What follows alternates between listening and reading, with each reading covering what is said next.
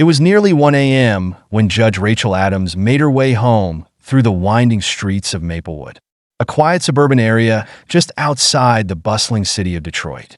The streets, illuminated only by the occasional lamppost or the soft glow of streetlights, seemed to hold a kind of stillness that had fallen over the town at night.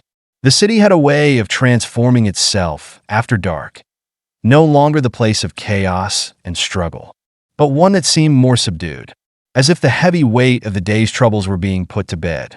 The car hummed steadily as Rachel navigated the streets, her fingers drumming lightly on the steering wheel. She was exhausted, and yet her mind refused to turn off. The day had been long, filled with tough decisions and emotionally draining cases. It was one of those days when she had to confront the ugliness of the world through the lens of the law, an ongoing battle between what was fair and what was just. Despite her reputation for being sharp and fair, there were moments when the job began to erode her sense of peace. The world had a way of testing even the most resilient of people. She had climbed to the top of her profession, earning the respect of her peers and the community. But every case, every verdict, left a mark, and in her heart, she often wondered whether she was doing enough. Whether the law itself was truly fair or whether it was just another system perpetuating inequality.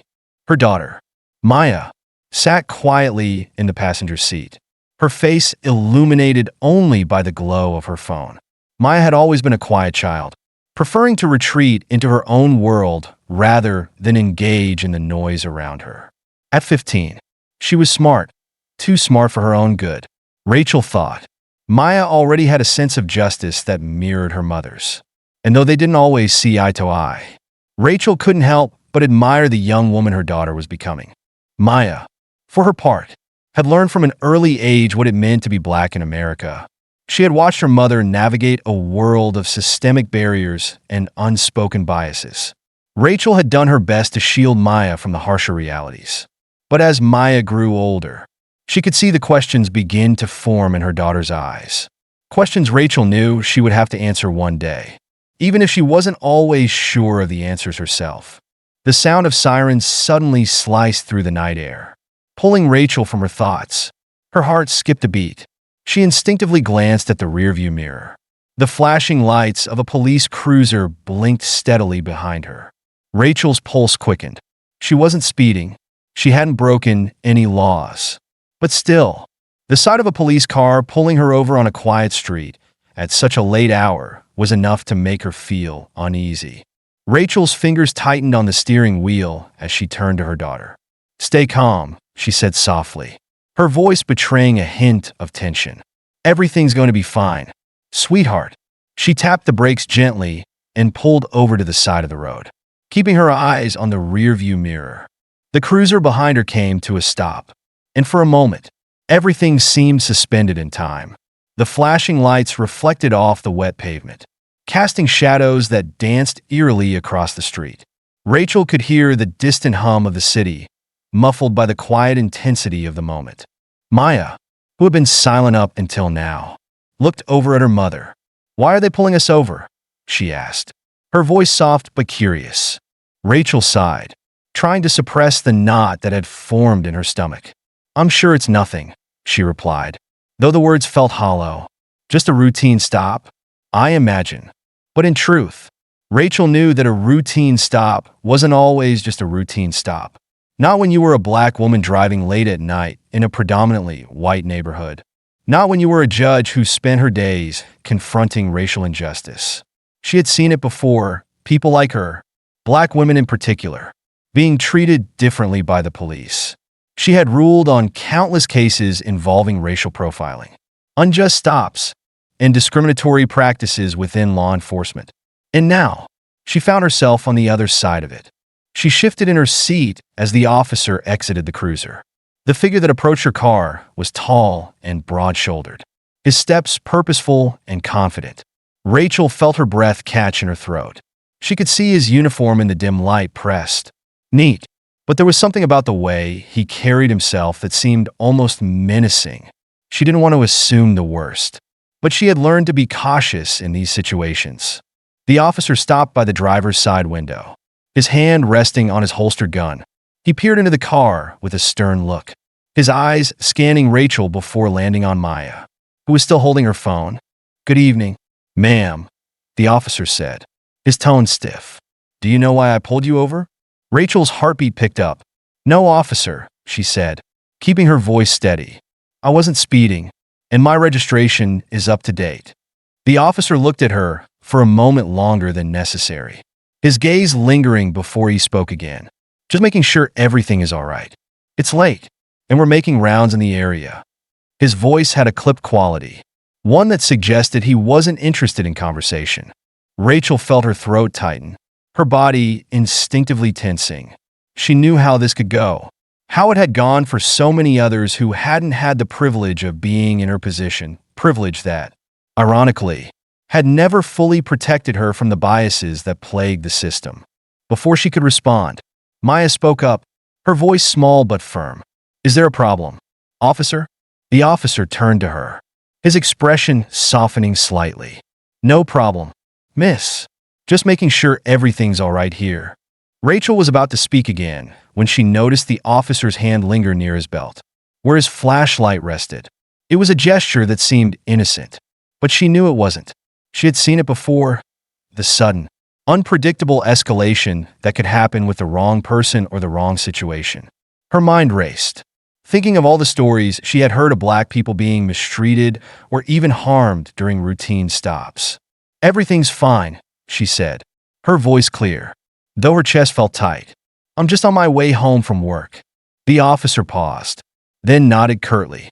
"All right, ma'am. Just be sure to stay safe." He lingered for a moment longer, as if expecting something else.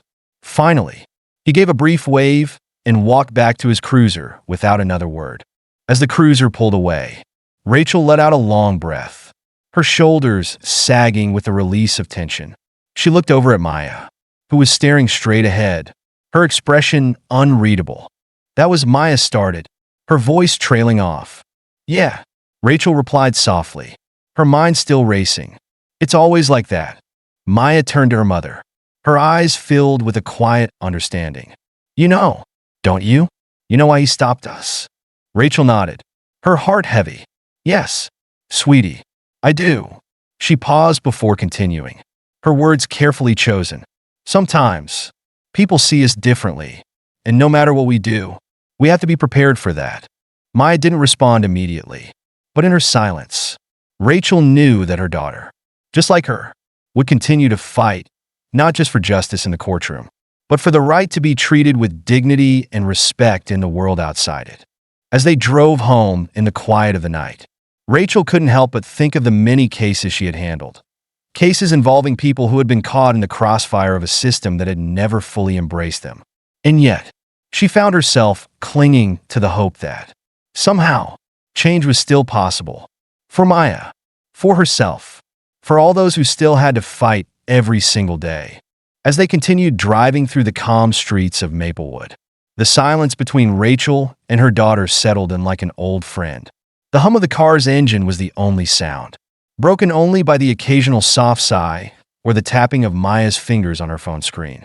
Rachel glanced over at her daughter, noting the way her eyes flicked from the phone to the window, staring out at the darkened streetlights passing by. Rachel had always admired Maya's quiet intelligence. She was so much like her father in many ways, reserved and thoughtful. But there was something in Maya's demeanor that reflected Rachel as well. She carried herself with the same quiet confidence Rachel had cultivated over the years. Even now, as a teenager, she had a presence that demanded respect. But what worried Rachel more than anything was the knowledge that her daughter, though intelligent and strong, was going to face the same struggles that Rachel had faced as a young black woman. The world had its biases, and no matter how much Rachel tried to shield her daughter from them, Maya would have to face them head on. As a judge, Rachel had worked hard to dismantle the systems that perpetuated racial bias. But even in her own home, she couldn't escape the weight of the world's unfairness. She knew that the moment Maya stepped out into the world as a young adult, she would face moments of prejudice, discrimination, and judgment simply because of the color of her skin. As a mother, Rachel had long made it her mission to prepare Maya for these challenges, teaching her to navigate the world with grace, strength, and a sense of justice. But even with all the lessons, Rachel still worried. "Maya," Rachel said softly, breaking the silence. "You know I'm always here, right? You can talk to me about anything." Maya glanced up from her phone, meeting her mother's eyes. "I know, Mom. It's just you're so busy with work. I don't want to bother you with my stuff." Rachel felt a pang of guilt. She had been busy, consumed by her cases, and though she made every effort to be present for Maya, there were times when she felt as though the weight of the courtroom took precedence. Her daughter, though strong and independent, was still in need of her mother's guidance, more than Rachel had been willing to admit. "Sweetheart," Rachel said, her voice gentle yet firm, "you're never a bother. You're the most important thing in my life. Don't ever think otherwise." Maya nodded, but didn't respond right away. Her eyes drifted back to the window, watching the familiar houses pass by. Rachel knew there were things her daughter kept inside, thoughts and fears that she hadn't shared yet. At her age, Rachel had been just the same, too proud to admit her vulnerability, too cautious to show weakness. As they turned onto their street, Rachel noticed the familiar outline of their house in the distance, nestled among the others on the tree-lined avenue. The lights were on in the front windows, a sign that they had made it home. Rachel pulled into the driveway and stopped the car. "Let's go inside and have some dinner. I'll make something quick," Rachel said, turning off the engine. Maya didn't respond right away, but she got out of the car and followed her mother up the driveway, the sound of their footsteps muffled by the cool night air. As they entered the house, Rachel was greeted by the warmth of the familiar surroundings, the smell of lavender from the air freshener, the soft light of the table lamps in the hallway, the comfortable hum of the refrigerator. But despite the calmness of their home, Rachel felt a knot in her stomach, an unease that had been with her all day. She couldn't shake the feeling that there was something more waiting just around the corner.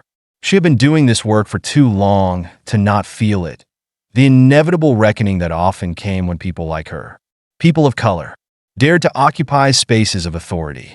Rachel hung up her coat and started toward the kitchen, opening the pantry. "I'm thinking pasta," she said, as though it were the simplest thing in the world. "What do you think?" Maya, still standing in the hallway, watched her mother carefully. Rachel could feel her daughter's gaze on her, but she didn't turn around. "I don't know, Mom," Maya said after a pause. "I've been thinking we've talked about so much over the years, about standing up for people, fighting injustice, but how do you know when you've really done enough?" Rachel froze. She hadn't expected her daughter to ask that. Maya's question was a heavy one that Rachel had often pondered herself. "What do you mean by that?" she asked, her voice quieter now. She turned to face her daughter, who was leaning against the doorframe. "I mean, sometimes it feels like no matter how much we do, the world keeps going in circles," Maya said, "like we're always fighting the same battles. And I don't know. I don't want to feel like I'm stuck in a loop. You know." Rachel's heart ached for her daughter. It was a question Rachel had often asked herself too, especially after long days in court. The system, the law, the world, everything seemed to go in cycles, and the progress was slow, sometimes imperceptible. It wasn't always enough. "You're right," Rachel said softly, her gaze meeting Maya's. "We are always fighting the same battles, but that doesn't mean they aren't worth fighting. It's not about solving everything at once. It's about doing what we can, where we can. We can't fix the whole world, but we can make a difference, even if it's just in one person's life." Maya didn't say anything, but Rachel could see the understanding in her eyes. "Now, let's get that pasta going," Rachel added, trying to lift the mood. "We'll figure it out together." Maya's words hung in the air, soft yet laden with an emotion Rachel couldn't quite decipher. She watched her daughter closely, trying to read the layers behind the words she'd said, trying to get to the heart of what was bothering her. Rachel had always been the steady one, the rock, the one who could handle everything that came her way, at work, at home, and in life. But in this moment, with her daughter sitting beside her, a small crack appeared in her armor. "I'm not too busy for you, Maya," Rachel said, her voice firm, but gentle. "I know it may seem like I am, But that's not true. You mean everything to me. Maya didn't answer immediately. She stared out the window again, her reflection in the glass almost ghostly in the dim light of the dashboard. Rachel could tell that her daughter was thinking, processing something, but she wasn't ready to share. Rachel respected that. She'd been there before. The age when emotions and thoughts were too tangled to be easily verbalized. The road stretched ahead of them, leading them to the outskirts of Maplewood, where Rachel had spent many years of her life. She loved the city, but she hated how much of it felt like an unspoken cage sometimes. There was always the undercurrent of racial tension, the kind that quietly pushed back at people of color, always trying to make them feel smaller, less significant. That was why Rachel had worked tirelessly in her role as a judge, to be the kind of leader who could make real change, who could help make sure the next generation didn't have to fight the same battles. But as she drove, a familiar unease settled in her chest. Was it enough? Rachel's thoughts drifted back to the incident earlier that evening, the same old, tired racial profiling she had to navigate every day in the courtroom. It had started with the case of a young black man arrested under dubious circumstances, an officer's word against his. No clear evidence, just assumptions based on skin color. Rachel had ruled in his favor, dismissing the case. But the backroom conversations were what haunted her, whispers of doubt about her impartiality. As if a black judge could never truly be neutral. She couldn't help but wonder how much longer it would be before something truly changed. Before she could stop hearing those whispers, stop seeing the prejudiced glances, stop feeling the weight of the system pushing back against her efforts. It was a fight she'd been fighting her whole life. And yet, with every decision, every ruling, she could feel the walls closing in. "Mom!" Maya's voice cut through Rachel's thoughts. "Why do you keep doing this? Why keep fighting if nothing ever changes?" Rachel's heart clenched. She had feared this moment. She knew this was the question that would come one day, and she wasn't sure she had a good answer for it. For a moment, she didn't speak, just let the words settle in between them. The answer was complicated, too complicated for a simple conversation. Maya, sensing her mother's hesitation, continued, I know you're trying, but it just seems like every time you win a case, there's another one that just goes wrong. You're always fighting, always battling, and you're not getting anywhere." Rachel felt the weight of those words settle on her heart. She wanted to explain everything, the long hours, the sacrifices, the hope that one day things would be different. But she knew that Maya was just starting to understand how hard the world could be. She was trying to make sense of the things that didn't make sense, the injustices she could see but couldn't yet understand. "You're right," Rachel finally said, her voice steady. "It feels like it's never enough sometimes. But I keep fighting because I have to. Because if we don't, things will stay the same. If we stop trying to make things better, then what are we leaving behind for you? For your future?" Maya didn't answer right away. Instead, she leaned her head against the window, staring out at the endless stretch of road ahead. The night air outside had turned colder, and Rachel could see the faint outlines of houses as they passed by, each one holding its own story, its own quiet history. "I get it," Maya said quietly, "but I'm scared. Mom, I don't want to fight like you. I don't want to have to live my life always looking over my shoulder." Rachel felt the sting of her daughter's words. Maya's fear was valid. No one could deny that. The world was a difficult, unforgiving place, especially for black women. And Rachel had spent so many years trying to protect Maya from its worst aspects. But Maya was right. There would always be a part of her that would have to face the unfairness of it all. "I know you're scared," Rachel said, her voice soft but firm. "And it's okay to be scared, but you don't have to fight alone. And you don't have to fight everything. You pick your battles. You fight for the things that matter most." Maya turned to her, and Rachel saw something shift in her daughter's eyes.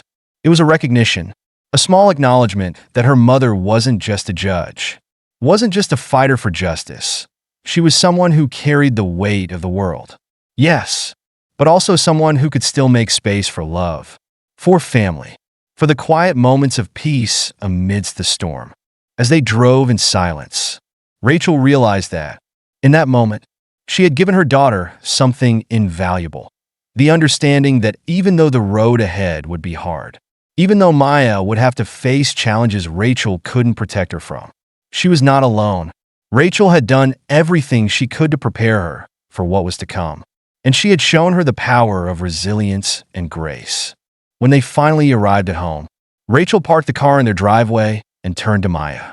"No matter what happens, Maya, you are always enough. You are strong, smart, and beautiful. Never forget that." Maya smiled at her mother, a smile that was small but full of understanding. "I won't forget, Mom." And as they stepped out of the car and into the quiet of the night, Rachel couldn't help but feel that maybe, just maybe, the future wasn't as hopeless as it sometimes seemed.